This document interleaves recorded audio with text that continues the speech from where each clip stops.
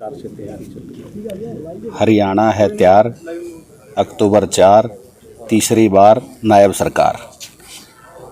आज कलायत में, क्योंकि कलायत में आज मंडलों की बैठकें थी और 22 तारीख को मुख्यमंत्री जी की रैली भी है।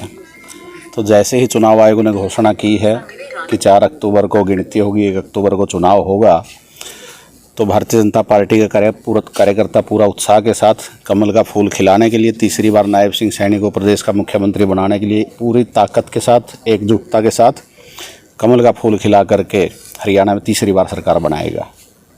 तो जैसे चुनाव आ रहे हैं, नज़दीक आ रहे हैं, तो उम्मीदवारों की संख्या लगातार बढ़ रही है, तो किस प्रकार से आप? बड़ा कुनबा है, बड़ा परिवार है, तो उम्मीदवार भी निश्चित रूप से ज़्यादा संख्या रहेगी।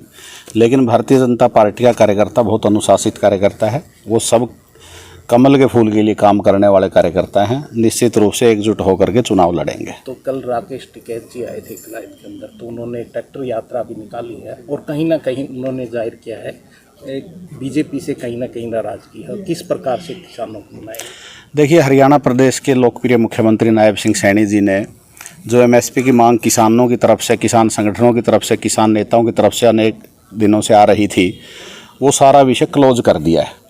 14 फसलें हरियाणा सरकार पहले खरीदती थी एमएसपी पर, और अब जो बाकी की 10 फसलें थी, जो 24 फसलें हरियाणा उगाता है, हरियाणा किसान उगाता है, उसको पूर्णतया राहत देते हुए, उसका सम्मान करते हुए सारी की सारी फसलें एमएसपी पर खरीदने की गारंटी नायब सिंह सैनी जी ने दी है। तो मुझे लगता है ये मुद्दा हरियाणा में अब नहीं रहा है और हरियाणा का जागरूक किसान ये समझ चुका है कि नायब सिंह सैनी की सरकार किसानों के हित में अनेक काम कर रही है।